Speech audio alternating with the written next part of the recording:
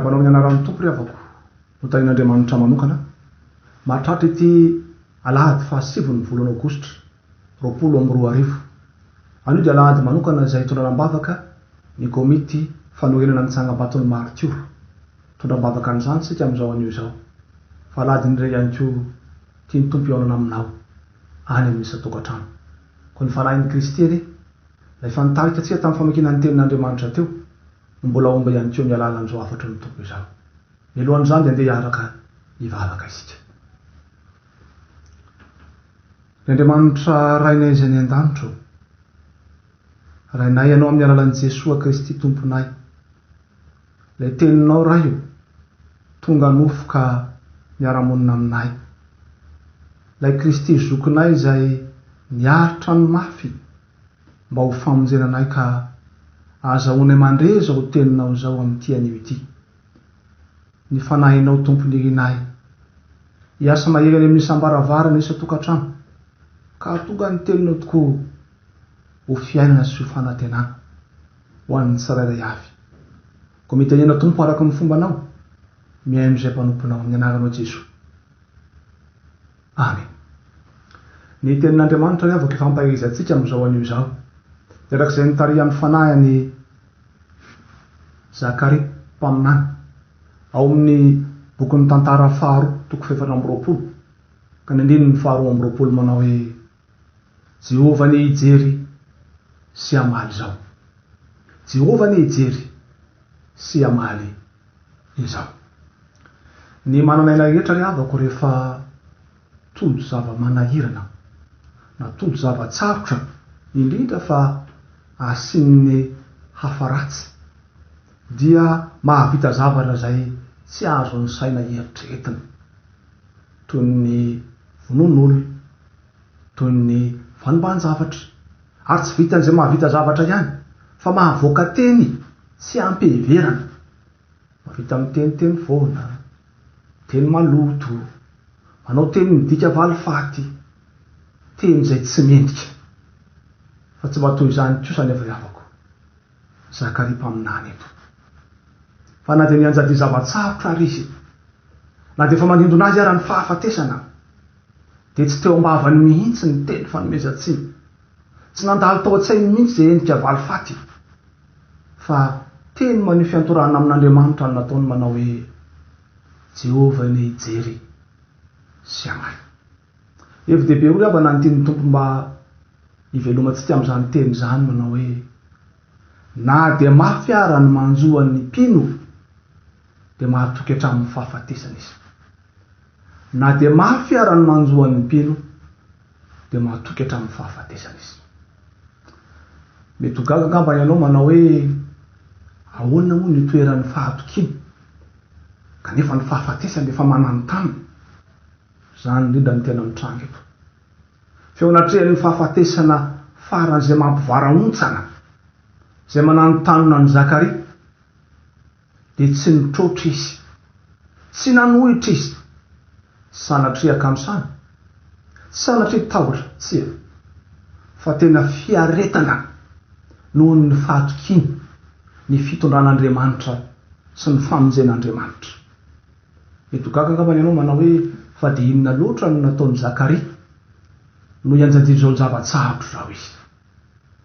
Rehefa feno ny fanahin'Andriamanitra ry avako Zakaria dia nijoro izy ka nanambara tamin'ny mpanjaka sy ny mpanapaka ary ny vahoaka tany Joda fa tezitra amin'izy ireo Andriamanitra. Tezitra amin'ny mpitarika taon'ny Joda Andriamanitra noho ny faharatsym-pitondrantenan'izy ireo indrindra fa ny lafiny ara-pivavahana.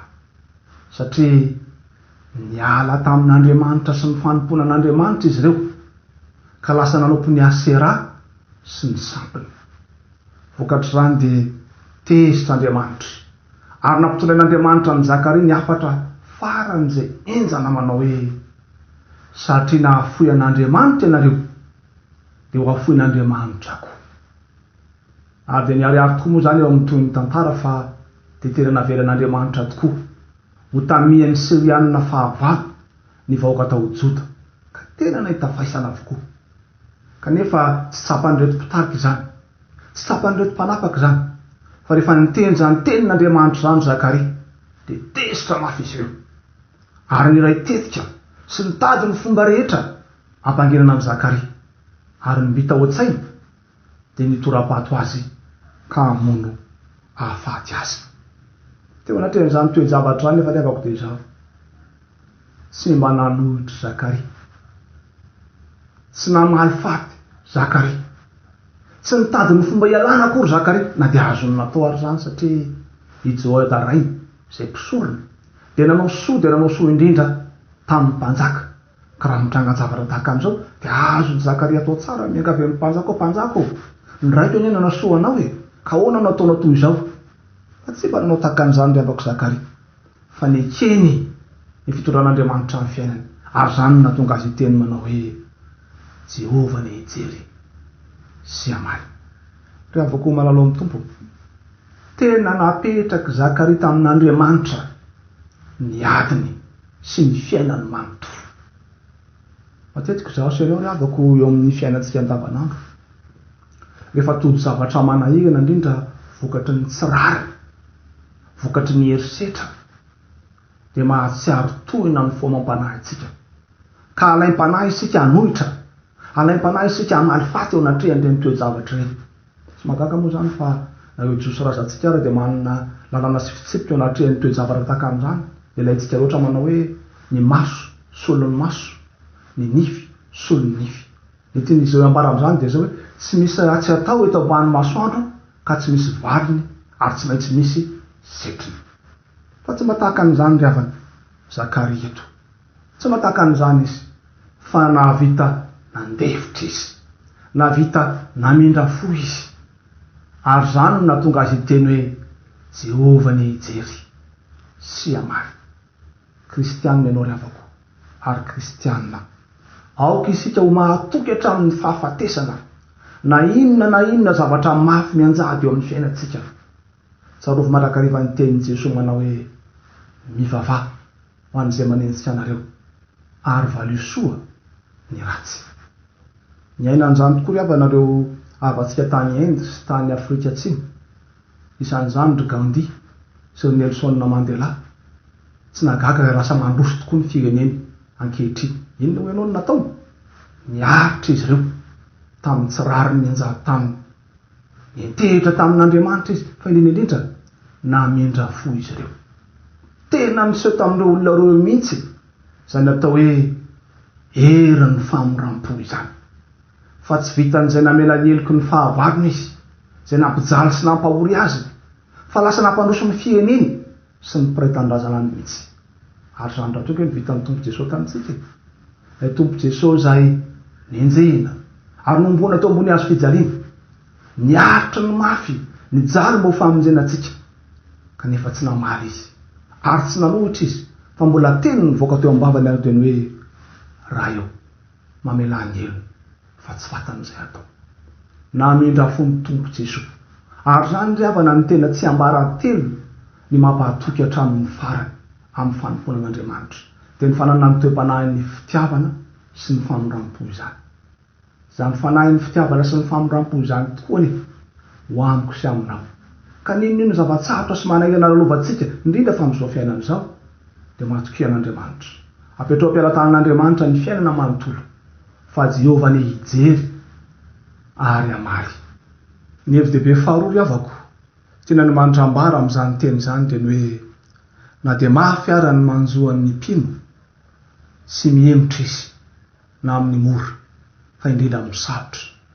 Na dia mafy ary ny manjoan'ny mpino sy miemotra izy na amin'ny mora fa indrindra amin'ny sarotra. Azonao saraitsaina ve riavako ny zavatra nitranga tamin'i Zakaria?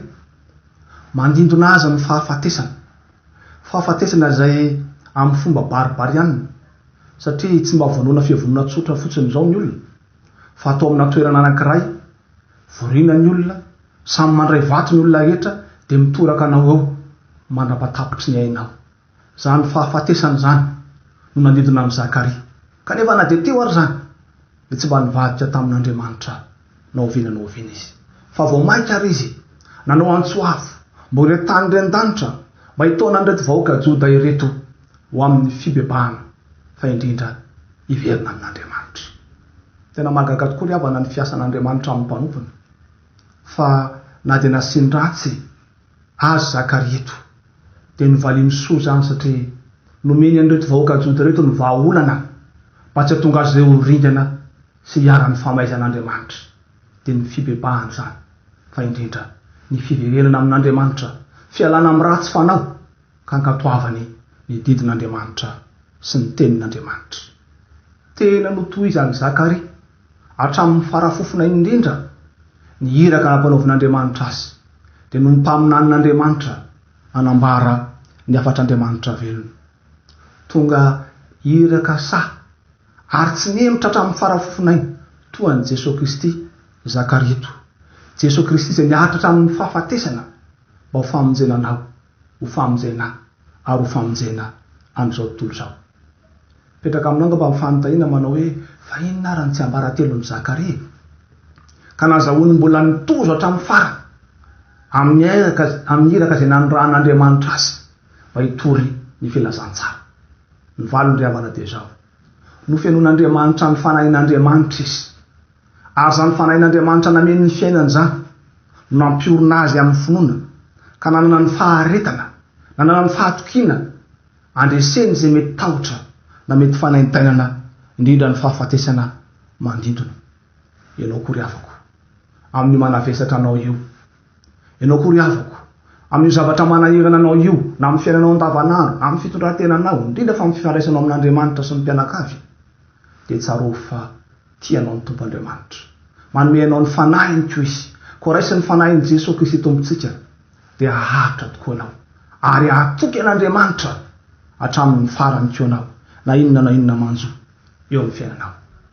Ry havako malalo amin'ny Tompo, miara-manaiky isika fa mafy tokoa ny manjo amin'izao tontolo izao, indrindra amin'izao fiparitahan'ny valana entina Covid-19. Ny aretina eo, fa eo indrindra amin'ny fahoriana vokatr'izany aretina izany, mangony fotsiny tebiteby sy ny orooro maro samihafa, ny tsy fahampiana eto sy eroa, ny fanararaotana amin'ny endriny maro samihafa, ary tsy vitan'izany fa mikatona avokoa ny fiangonana rehetra ka tsy afaka mandeha mivavakany ny vahoakan'Andriamanitra. Manano sarotra dia manano sarotra ny fijoroana amin'ny fahamarinana, manano sarotra ny fanabeazana ny taranaka, fa indrindra manano sarotra ny fitoriana ny filazantsara. Ry havako malalo amin'ny Tompo, na dia eo raha nefa izany rehetrarehetra izany dia tsy mameranao herehery ny Tompo, fa ndeha hanao tahaka ny Zakaria koa isika, ametraka ny aditsika eo tanan'Andriamanitra. Aza ketraka manana faharetana fa izay maharitra hatramin'ny farany no vonjena.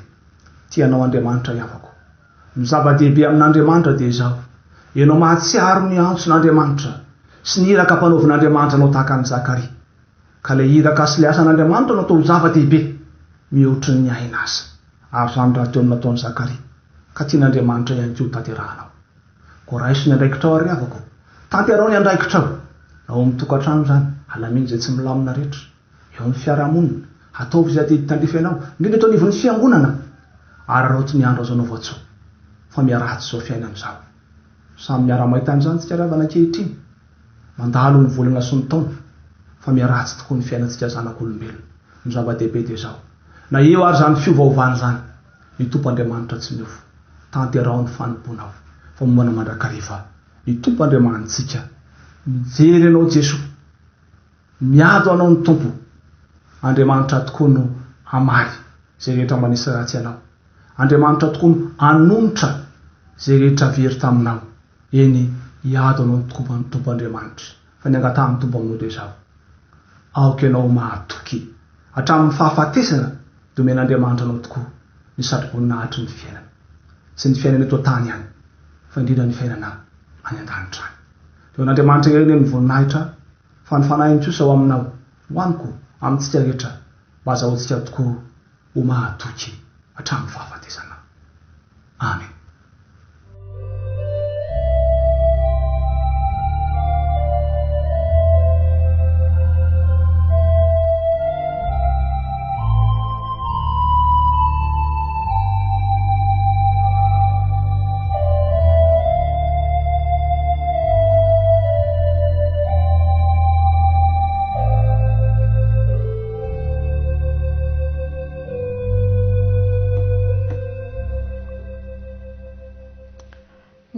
miaraka iombam-bavaka sika ry havana hivavaka sika.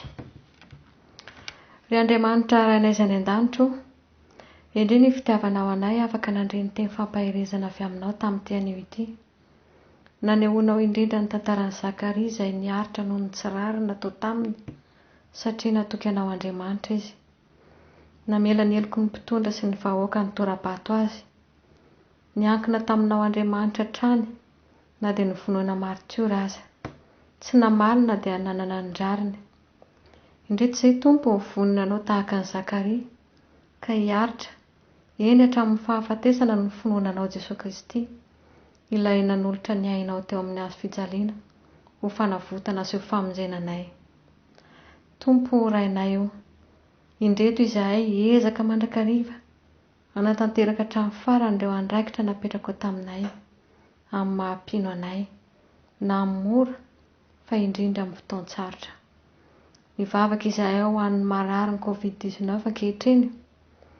Tompo Andriamanitra na dia mangery firy ny aretina ary ireny olonao ireny, dia misy mahatoky izahay fa miasa mahery ny fanafody izay ampiasaina amin'izy ireny ianao mba hahatomombana ny fahasalamany, ary ataovy tsapa mandrakariva fa eo anilany ianao, tsy mahafoy azy ireny ianao. Ireo azo pahoriana ihany koa Tompo, ampaherezo manokana satria Andriamanitra tena tianay ianao ary mampahery anay hatrany. Mivavaka ho an'ireo mpitsabo sy ireo tompon'andraikitra rehetra havita ny asany amin'ny fitiavana sy ny fifaliana, ary arovo koa ireny mpanomponao ireny mba tsy hifindran'ny ny aretina fa mitantana sy mampahery azy ireny hatrany ianao. Mivavaka izahay Tompo ho an'ny firenena malagasy izay nametrahanao anay, manomboka any amin'ny mpitondra fanjakana ka hatramin'ny vahoaka madinika, samy ahatoky anao Andriamanitra. Dia ahatsapa mandrakariva fa tsy mahafoy ny malagasy ianao fa mampahery anay hatrany.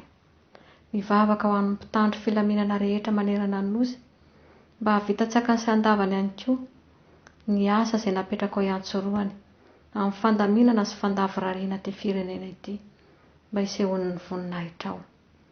Apetraka hifeny am-pelantananao ihany koa ny fiangonana masina manerana izao tontolo izao, fa indrindra Tompo ny foibe FJKM tarihan'ny filoha hatrany amin'ny isam-pitandremana. Ahatsapa mandrakariva fa na dia mikatona ary ny fiangonana dia mampahery anay hatrany ianao amin'ny alalan'ny teny fampaherezana izay ampitaina tahaka an'izao hita izao.